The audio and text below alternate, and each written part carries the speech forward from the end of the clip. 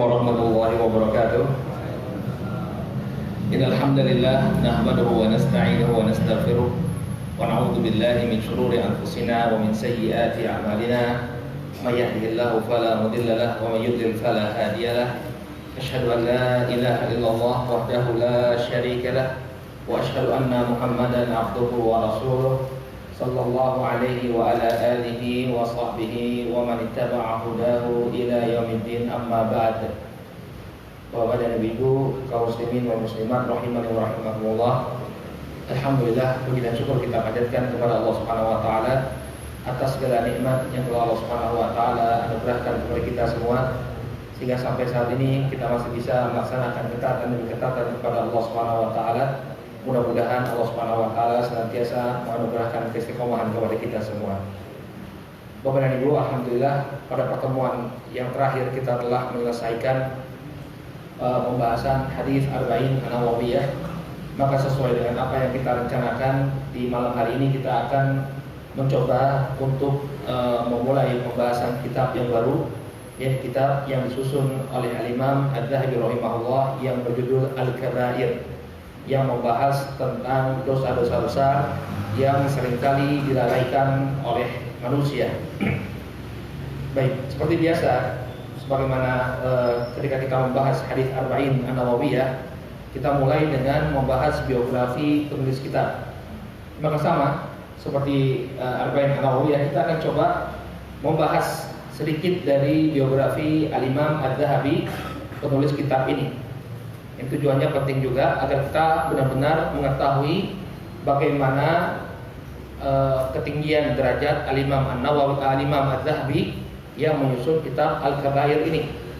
Ini penting bagi seorang penuntut ilmu untuk mengetahui sebelum dia mempelajari sebuah kitab, dia tahu siapa sih penulis kitab ini, apakah dia seorang yang bisa kita percaya, apakah dia seorang yang bisa kita ambil ilmunya. Maka Al-Imam Adz-Dzahabi, beliau adalah seorang ulama besar Islam.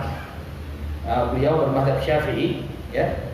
Nama beliau adalah Syamsuddin Muhammad bin Utsman bin Qahim An-Turkmani Al-Fariqi Ad-Dimashqi Asy-Syafi'i, yang lebih masyhur dengan nama Adz-Dzahabi. Jadi sebenarnya nama beliau adalah Muhammad bin Utsman. Syamsuddin, ya, itu adalah gelar beliau, dan beliau juga dikenal dengan panggilan Adz-Dzahabi. Beliau disebut sebagai Adz-Dzahabi karena bapak beliau atau keluarga beliau itu dikenal sebagai pengrajin emas. Adz-Dzahab itu artinya emas. Adz-Dzahabi ini keluarga pengrajin emas.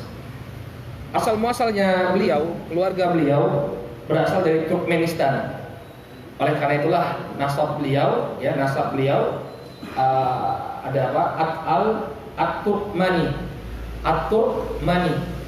Itu nisbat kepada Turkmenistan. Jadi beliau berasal dari Turkmenistan, kemudian leluhur beliau pindah kemudian menetap di negeri Syam, terutama di kota Damaskus.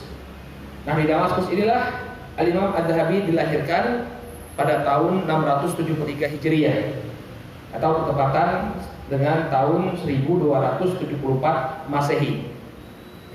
Beliau, Imam Adz-Dzahabi, dikenal memiliki hafalan yang demikian kuat. Jadi kita bisa lihat, ya, karya-karya beliau yang luar biasa. Nah, beliau ketika belajar sudah dikenal memiliki hafalan yang demikian kuat. Sampai-sampai Imam Al-Hafidz Ibnu Hajar rahimahullah taala, pengarang kitab Fathul Bari, beliau ketika minum air Zam-Zam sampai-sampai beliau berdoa agar dikaruniai oleh Allah Subhanahu wa taala hafalan yang kuat seperti hafalannya Al-Imam Adz-Dzahabi. Ya, Al-Hafidz Ibnu Hajar kita tahu sendiri, beliau ulama besar, sampai berdoa agar dianugerahi kecerdasan dan kuatnya hafalan seperti Al-Imam Adz-Dzahabi rahimahullah taala. Ya. Beliau menuntut ilmu dari para ulama di berbagai negeri. Ya, beliau menuntut ilmu dari negeri Syam, ya, belajar ilmu dari negeri Syam, negeri Mesir dan Hijaz. Disebutkan dalam biografi beliau bahwa Al-Imam Adz-Dzahabi ini memiliki kurang lebih 1.300 orang guru. Bayangkan, Pak, panjenengan sudah selama ini mengaji, gurunya berapa? Kalau Imam Adz-Dzahabi 1.300 orang guru. Ya, dan guru-guru beliau adalah ulama-ulama besar. Sehingga wajar kemudian Al-Imam Adz-Dzahabi juga menjadi seorang ulama besar. Ya. Dan di antara guru beliau yang terkenal adalah Syekhul Islam Ibnu Taimiyah rahimahullah. Ini adalah guru beliau, Syekhul Islam Ibnu Taimiyah rahimahullah. Beliau belajar dengan Syekhul Islam Ibnu Taimiyah, itu punya teman. Ya, nama teman beliau tidak asing lagi di telinga kita. Nama teman beliau Al-Imam Ibnu Katsir yang mengarang tafsir Ibnu Katsir. Jadi beliau ini seangkatan. Al-Imam Az-Zahabi ini seangkatan dengan Al-Imam Ibnu Katsir. Keduanya sama-sama muridnya Syekhul Islam Ibnu Taimiyah rahimahullahu taala. Al-Imam Az-Zahabi, ya, beliau dikenal dengan produktivitas. Beliau memiliki banyak sekali karya sampai beliau terus menulis sekian banyak karya sampai kemudian beliau diberi cobaan oleh Allah Subhanahu wa taala di usia beliau yang ke-68. Beliau matanya buta. Ya. Beliau sakit kemudian matanya buta sehingga tidak bisa lagi menulis. Sehingga apa yang beliau lakukan? Beliau tetap mengajar sampai meninggal di usia 74 tahun. Dia orangnya produktif sekali sampai usia 68 tahun itu masih menulis. Ya, nanti kita akan sebutkan karya beliau itu luar biasa. Sebagian ulama mengatakan lebih dari 100 karya ya yang ditulis oleh Al-Imam Az-Zahabi. Dan karya-karya beliau bukan buku-buku kecil, ya. Buku yang sekian puluh jilid, 30 jilid, 50 jilid. Ini karya-karya Al-Imam Az-Zahabi, menunjukkan keberkahan waktu beliau. Nah, kalau kita sendiri bertanya kepada diri kita, apa karya yang sudah kita buat untuk Islam? Ya, jauh sekali dibandingkan dengan Al-Imam Az-Zahabi. Beliau mengabdikan dirinya untuk Islam sampai di akhir hayat beliau. Beliau meninggal dunia pada tahun 747 Hijriah, bertepatan dengan 1348 Masehi, dalam usia 74 tahun. Kemudian beliau dimakamkan di pekuburan Al-Bab As-Saghir di Damaskus. Jadi beliau lahir di Damaskus, meninggal dunianya juga di Damaskus. Dan Al-Imam Az-Zahabi rahimahullah mewariskan karya yang luar biasa, puluhan jilid. Sampai sekarang, ya, karya-karya beliau itu menjadi rujukan. Padahal sekian berapa tahun? Sekarang kita 1441 Hijriah. Beliau 700-an. 700 tahun yang lalu beliau menulis buku. Sampai sekarang buku-buku beliau dikaji oleh para ulama, para penuntut ilmu, bahkan masyarakat awam. Nah, termasuk kita sekarang. Ya, mudah-mudahan apa yang kita kaji ini bermanfaat, ya. Karena memang ditulis oleh seorang ulama yang memiliki kapasitas ilmu yang luar biasa. Al-Imam Az-Zahabi rahimahullah. Kita akan coba melirik beberapa karya yang ditulis oleh Al-Imam Az-Zahabi. Di antara karya beliau yang fenomenal adalah kitab Syiar A'lamin Nubala. Syiar A'lamin Nubala. Syiar A'lamin Nubala ini berisi biografi para tokoh Islam. Mulai dari Rasul Shallallahu Alaihi Wasallam, kemudian diikuti dengan biografi para sahabat. Yang pertama kali para Khulafaur Rasyidin, Abu Bakar, Umar, Utsman dan Ali, lalu diikuti oleh para sahabat lainnya. Setelah selesai membahas para sahabat, beliau pindah ke generasi tabi'in. Biografi para tabi'in beliau sebutkan. Kemudian setelah tabi'in selesai, beliau pindah ke atba'ut tabi'in. Kemudian setelah atba'ut tabi'in, ulama setelah mereka, muridnya para atba'ut tabi'in terus menerus sampai para ulama di masa beliau. Beliau menulis biografi manusia, tokoh-tokoh Islam, ya, selama 7 abad. Mulai dari munculnya Islam sampai di masa beliau. Beliau di abad ke-8. Berarti ada 7 abad. Ulama-ulama yang hidup di rentang waktu tersebut ditulis satu persatu biografinya oleh Al-Imam Az-Zahabi rahimahullah ta'ala. Luar biasa. Belum ada yang menyaingi karya Al-Imam Az-Zahabi rahimahullah. Ya, Syiar A'lamin Nubala ini sangat tebal bukunya, 30 jilid, kemudian masing-masing jilid itu tebalnya kurang lebih 600 halaman. Berarti berapa puluh ribu? Ya, 30 18.000 berarti ya, 18.000 halaman yang berisi biografi mulai dari zaman Rasul Shallallahu Alaihi Wasallam sampai di masa beliau rahimahullah taala. Sehingga kalau orang misalnya Bapak dan Ibu baca biografi para ulama, coba lihat catatan kakinya. Biasanya merujuk kembali kepada kitabnya Al-Imam Az-Zahabi ini. menunjukkan bahwa kitab beliau ini memang menjadi rujukan para ulama. Kemudian di antara kitab yang beliau tulis juga dalam permasalahan akidah, beliau memiliki kitab yang berjudul Al-Ulu lil Aliyyil Ghaffar. Kitab ini ditulis oleh Al-Imam Az-Zahabi untuk menetapkan sifat tingginya Allah Subhanahu wa taala di atas arsy. Di dalam kitab ini beliau menyebutkan sekian banyak dalil dari Al-Qur'an dan sekitar 200 hadis yang menunjukkan bahwa Allah Subhanahu wa taala itu maha tinggi di atas arsy-Nya. Sebagai bantahan kepada kelompok-kelompok yang menyimpang yang mereka menafikan sifat ulu, sifat tinggi bagi Allah Subhanahu wa taala. Jadi Imam Az-Zahabi memiliki perhatian yang cukup tinggi terhadap permasalahan akidah. Sampai beliau menulis kitab khusus untuk menetapkan sifat al-ulu pada Allah Subhanahu wa taala. Kemudian beliau juga memiliki kitab yang berjudul Tarikh al-Islam wal Wafayat al-Masyahir wal A'lam. Sejarah Islam dan wafatnya orang-orang yang terkenal dan orang-orang yang terkemuka.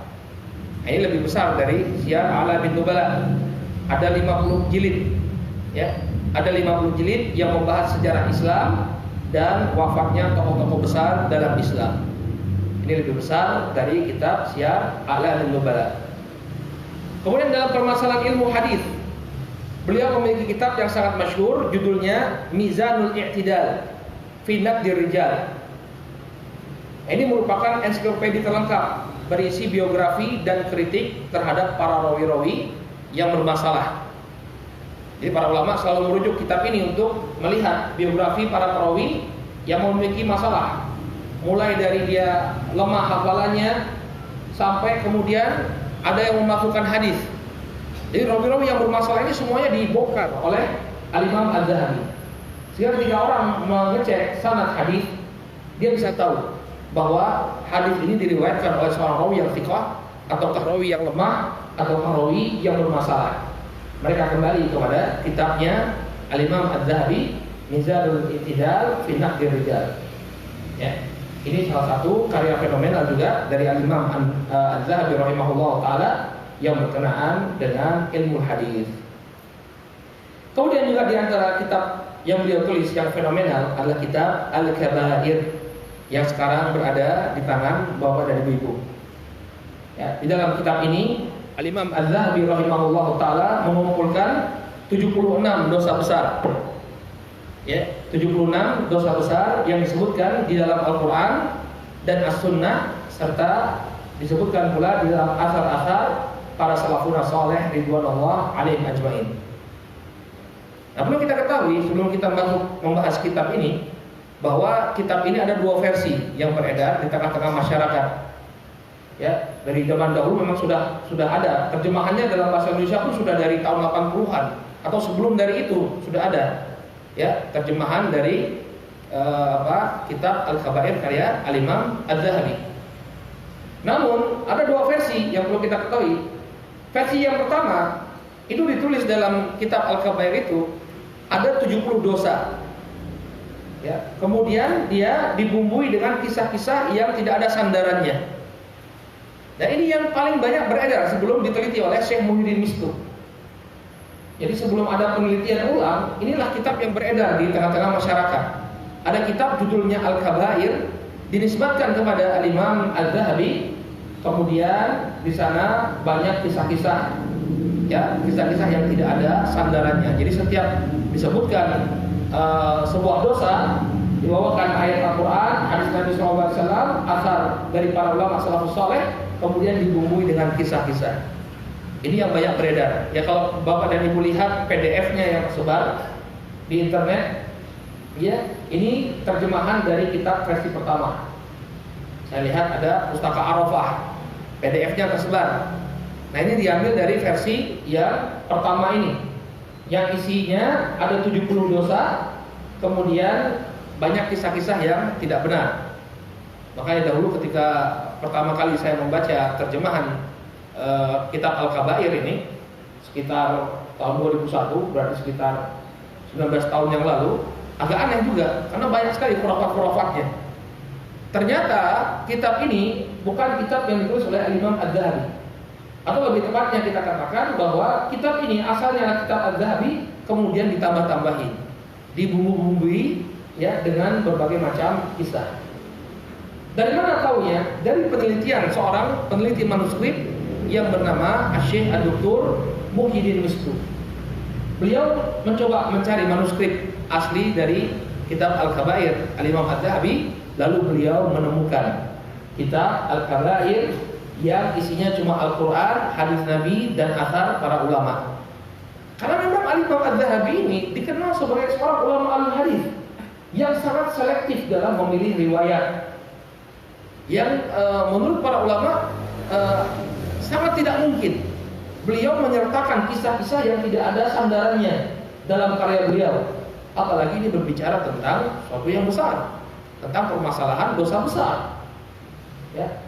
Sehingga mereka curiga bahwa ini adalah sebuah tambahan. Dan memang benar, ternyata ada kitab lain yang isinya itu lebih ringkas, namun di dalamnya terkandung 76 dosa besar. Jadi walaupun dia isi dosanya itu lebih besar daripada versi yang pertama, kalau versi yang pertama itu 70 dosa besar, kalau versi yang kedua itu 76 dosa besar, namun kitab yang 76 dosa besar ini lebih ringkas daripada yang 70. Kenapa? Karena tidak dibumbui dengan berbagai macam kisah. Ya, makanya para ulama sangat bergembira dengan ditemukannya manuskrip ya di perpustakaan Zahiriyah di Damaskus. Jadi Syekh Muhyiddin Mishtu itu sampai ke Damaskus, kemudian dia meneliti di perpustakaan Zahiriyah, ketemu ada kitab manuskrip yang ditulis tentang kitab Al-Kabairnya Az-Zahabi dengan menyebutkan 76 dosa tanpa disertai dengan kisah-kisah khurafat. Nah, yang sekarang ada di tangan Bapak dan Ibu, coba lihat itu di bagian bawahnya ada tulisan Tahqiq Muhyiddin Mishtu. Nah, inilah yang alhamdulillah versi yang asli yang sudah diterjemahkan dalam bahasa Indonesia dengan judul 76 dosa besar. Jadi kita muktamad dengan apa yang ada di kita ini, yakni setelah diteliti oleh Syekh Muhyiddin Mishtu. Baik, insya Allah kita akan mulai pembahasan kitab Al-Kabair ini dengan membaca muqaddimah dari Al-Imam Az-Zahabi rahimahullah ta'ala. Kalau rahimahullah ta'ala, silahkan dilihat kitabnya ya. Beliau dalam muqaddimah, bukan muqaddimahnya Muhyiddin Mishtu, tapi muqaddimahnya Al-Imam Az-Zahabi. Beliau mengatakan Bismillahirrahmanirrahim. Al-Imam Az-Zahabi rahimahullah ta'ala ya memulai risalahnya dengan mengucapkan basmalah. Dengan mengucapkan basmalah, Bismillahirrahmanirrahim. Dan sering kita melihat para ulama ketika memulai kitab mereka, mereka selalu memulai dengan basmalah terlebih dahulu. Bismillahirrahmanirrahim. Apa yang menjadi latar belakang para ulama ketika menulis sebuah risalah, mereka memulainya dengan Bismillahirrahmanirrahim? Disebutkan ada 4 alasan mengapa para ulama memulai kitab-kitab mereka dengan ucapan basmalah. Yang pertama, ittiba'an li kitabillah, mengikuti kitabullah. Kalau kita lihat di dalam Al-Quran, surat-surat di dalam Al-Quran itu selalu dimulai dengan Bismillahirrahmanirrahim, kecuali satu surat. Surat apa? At-Taubah. Surat At-Taubah. Ya, satu-satunya surat yang tidak dimulai dengan basmalah adalah surat At-Taubah. Para ulama menyebutkan ada 2 alasan mengapa surat At-Taubah tidak dimulai dengan basmalah. Yang pertama kata mereka, ya, surat At-Taubah ini masih merupakan kelanjutan dari surat sebelumnya, yaitu surat Al-Anfal. Makanya kalau kita lihat suratnya itu, ya, temanya itu masih menyambung antara Al-Anfal dengan At-Taubah, sehingga tidak diselingi dengan basmalah. Atau alasan yang kedua, kenapa kok surat At-Taubah itu tidak dimulai dengan basmalah? Karena basmalah itu ya adalah ungkapan kasih sayangnya Allah. Bismillahirrahmanirrahim, dengan nama Allah yang Maha Pengasih lagi Maha Penyayang. Sedangkan isi surat At-Taubah adalah pernyataan perang. Silakan nanti Bapak dan Ibu lihat surat At-Taubah, ya, surat yang ke-9 dalam Al-Quran. Isinya berlepasnya Allah Subhanahu wa taala dan Rasulnya dari kaum musyrikin dan pernyataan perang. Sehingga tidak cocok kalau misalnya digandengkan dengan sifat Allah Ar-Rahman dan Ar-Rahim. Yang Maha Pengasih lagi Maha Penyayang. Sehingga dalam surat At-Taubah tidak dimulai dengan basmalah. Namun surat-surat lainnya, ya, surat-surat lainnya dimulai dengan basmalah. Mulai dari Al-Fatihah sampai An-Nas semuanya dimulai dengan basmalah. Maka para ulama mengikuti kitabullah. Kadang kitabullah dimulai dengan basmalah, ketika kita menulis buku pun kita mulai dengan basmalah. Bismillahirrahmanirrahim. Kemudian yang kedua, mengikuti sunnah Rasul Shallallahu Alaihi Wasallam. Sunnahnya para Rasul alaihi wassalatu wassalam. Karena dari dulu para nabi, bukan hanya Nabi kita Muhammad saja, tapi para nabi sejak dahulu mereka selalu memulai risalahnya dengan basmalah. Ya, dalam surat An-Naml misalnya, Allah Subhanahu wa taala mengisahkan tentang suratnya Nabi Yusuf yang dikirimkan kepada Ratu Saba. Kata Allah Subhanahu wa taala, "Innahu min Sulaiman wa innahu bismillahirrahmanirrahim." Surat ini dari Sulaiman dan di dalamnya dimulai dengan apa? Bismillahirrahmanirrahim. Berarti para nabi terdahulu sudah memulai risalah mereka dengan basmalah. Demikian juga Nabi sallallahu alaihi wasallam, Nabi kita Muhammad sallallahu alaihi wasallam. Beliau alaihi salatu wasallam ketika menulis surat selalu dimulai dengan bismillah. Ya, dengan basmalah. Contohnya ketika beliau menulis surat kepada Hiraqla, Alimir Rum, kepada Heraklius, pembesar Romawi. Ya, disebutkan dalam surat beliau, Bismillahirrahmanirrahim, min Muhammadin Rasulillah ila Hiraqla, Alimir Rum. Bismillahirrahmanirrahim, dari Muhammad utusan Allah kepada Heraklius, Kaisar Romawi. Beliau memulai suratnya dengan bismillah. Bismillahirrahmanirrahim. Demikian juga ketika beliau membuat perjanjian dalam Sulh Al-Hudaybiyah, dalam perjanjian Hudaybiyah, ketika beliau ingin membuat perjanjian, beliau mulai dengan bismillahirrahmanirrahim. Hanya saja orang-orang Quraisy tidak mau, ya, tertulis bismillahirrahmanirrahim, sehingga diganti dengan bismikallahumma. Ini menunjukkan bahwa kita itu disunahkan kalau menulis surat, mulailah dengan bismillahirrahmanirrahim. Kemudian yang ketiga, kenapa mereka memulai dengan mengucapkan basmalah? Untuk bertabarruk, ya, ngalap berkah, ya, dengan menyebut nama Allah Subhanahu wa taala, karena nama Allah itu mengandung keberkahan. Makanya kita sebelum melakukan sesuatu, makan, minum, memakai pakaian, kita mulai dengan basmalah, agar apa yang kita lakukan itu mendapatkan keberkahan dari Allah Subhanahu wa taala. Kemudian yang keempat, lil isti'anah, untuk meminta pertolongan. Jadi kita nyebut nama Allah Subhanahu wa taala itu dengan harapan agar Allah Subhanahu wa taala memberikan pertolongan kepada kita. Jadi ini beberapa alasan mengapa para ulama, ya, mereka memulai risalah-risalah mereka dengan basmalah. Oh, dari tadi nggak bergeser ya? Allah, saya kira berarti nggak ngeliat kitabnya Zahabi tadi ya? Apa darullah? Saya kira tadi sudah tampak tadi ya.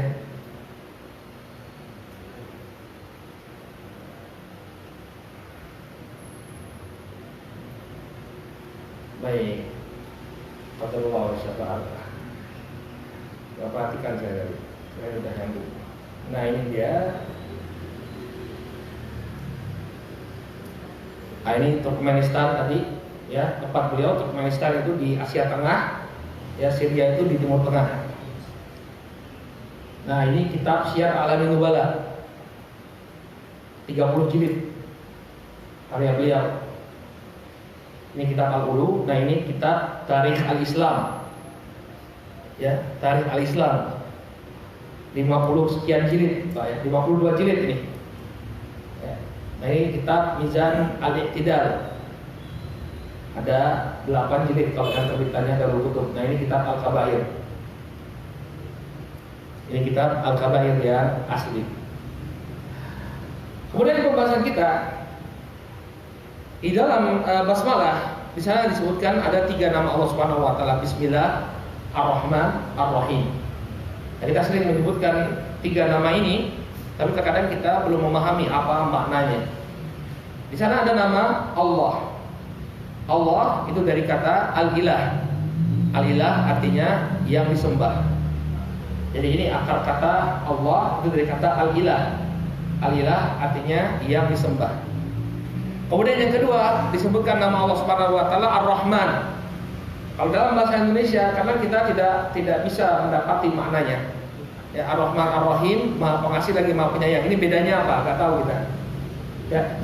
Namun pada hakikatnya disebutkan oleh para ulama bahwa Ar-Rahman itu bermakna Dzur-Rahmah Al-Wasi'ah, yang memiliki rahmat yang luas, meliputi segala sesuatu. Jadi nama Ar-Rahman ini artinya yang memiliki rahmat yang demikian luas, meliputi segala sesuatu. Adapun Ar-Rahim, ya ini maksudnya adalah yang memiliki rahmat yang khusus. Misalnya Allah memiliki rahmat yang khusus bagi orang-orang yang beriman. Ya, ini makna dari sifat Allah Subhanahu wa taala Ar-Rahim. Sehingga kalau Ar-Rahman ini tidak boleh kemudian dipakai oleh manusia. Sebagian orang menamakan dirinya Rahman. Nah, ini kurang tepat. Kenapa? Karena makna Rahman itu Dzur-Rahmah Al-Wasi'ah, yang memiliki rahmat yang sangat luas. Yang ini tidak dimiliki kecuali hanya Allah Subhanahu wa taala. Jadi kalau misalnya orang namanya Rahman, ya ini kurang tepat. Yang bagusnya dia menamakan dirinya misalnya Abdur Rahman, hambanya Ar-Rahman. Nah, ini justru menjadi nama yang sangat dicintai oleh Allah Subhanahu wa taala. Tapi kalau Rahman saja ini kurang tepat karena makna Rahman adalah Dzur-Rahmah Al-Wasi'ah. Kemudian kata Imam Az-Zahabi rahimahullahu taala, Alhamdulillahirabbil alamin wa la udwana illa 'alal zalimin. Wassalatu wassalamu ala sayyidina Muhammadin sayyidil mursalin wa imamul muttaqin wa ala alihi wa sahbihi ajmain, amma ba'd. Segala puji bagi Allah Subhanahu wa taala, Rabb semesta alam, dan tidak ada permusuhan kecuali kepada orang-orang yang zalim. Salawat serta salam semoga tercurahkan kepada Nabi kita Muhammad, utusan yang paling mulia, imamnya orang-orang yang bertakwa, dan juga kepada seluruh keluarga dan para sahabat beliau semuanya. Qala rahimahullahu ta'ala, fa hadha kitabun mustamilun ala dzikri jamil ala dzikri jumalin min al-kaba'ir wal muharramat wal manhiyat. Kitab ini, kata Imam Az-Zahabi, beliau menjelaskan apa yang akan beliau tulis dalam kitab ini. Beliau menyebutkan bahwa kitab ini ya membahas berbagai macam hal yang termasuk dosa-dosa besar, wal muharramat, perkara-perkara yang diharamkan, wal manhiyat, dan perkara-perkara yang dilarang. Jadi isinya adalah perkara-perkara yang dilarang dalam syariat kita, dosa-dosa besar. Ya. Qala al-kabairu ma nahallahu wa rasuluhu anhu fil kitab was sunnah wal athar anis salafis salih, anis salafis salihin. Dan dosa-dosa besar yang dimaksud adalah apa yang dilarang oleh Allah Subhanahu wa taala dan Rasulnya, yang terdapat dalam Alkitab dan As-Sunnah serta dari athar para salafus salih. Baik. Dari ucapan Al-Imam Az-Zahabi di sini, ya, kita tahu apa yang menjadi maksud beliau. Beliau ingin memaparkan kepada kaum muslimin, ini dosa besar, ya, ini loh dosa-dosa besar yang dilarang dalam syariat kita. Agar apa? Agar kita menjauhi. Ya, tujuannya kenapa para ulama terkadang mereka mengumpulkan kejelekan-kejelekan dalam satu kitab, seperti membahas nawaqidul Islam, pembatal keislaman, ditulis dalam satu kitab. Kemudian dosa-dosa besar dikumpulkan jadi satu kitab. Tujuannya tidak lain dan tidak bukan agar kita tidak terjatuh padanya. Karena barang siapa yang tidak mengetahui tentang suatu kejelekan, bisa jadi dia terjatuh. Misalnya kaum muslimin sekarang ya, banyak yang tidak tahu bahwa riba itu dosa besar. Ya, banyak yang nggak tahu bahwa riba itu dosa besar. Sehingga mudah-mudahan mereka ya bertransaksi riba. Padahal luar biasa kecaman syariat ini terhadap riba. Makanya beliau ungkapkan itu semua. Ini loh dosa besar, hati-hati kalian. Ya, agar kalian bisa menjauhinya. Sebagaimana yang disebutkan dalam pepatah Arab, araftu syarra la li syarri, lakin li tawaqqihi. Faman lam ya'rif syarra minal khairi yaqa fihi. Aku mengetahui keburukan bukan karena aku ingin melakukannya, namun untuk melindungi diriku dari keburukan tersebut. Karena barang siapa yang tidak mengetahui keburukan, maka dia akan terjatuh pada keburukan tadi. Orang nggak tahu riba itu haram, akhirnya dia terjatuh dalam perkara ya ribawi. Orang yang tahu bahwa durhaka kepada orang tua itu haram, akhirnya dia melakukan kedurhakaan kepada orang tuanya. Ya. Dan masih banyak lagi ya kemaksiatan yang muncul karena ketidaktahuan seseorang bahwa itu adalah perbuatan yang merupakan dosa besar. Kemudian dia menyebutkan tentang apa keutamaan menjauhi dosa besar.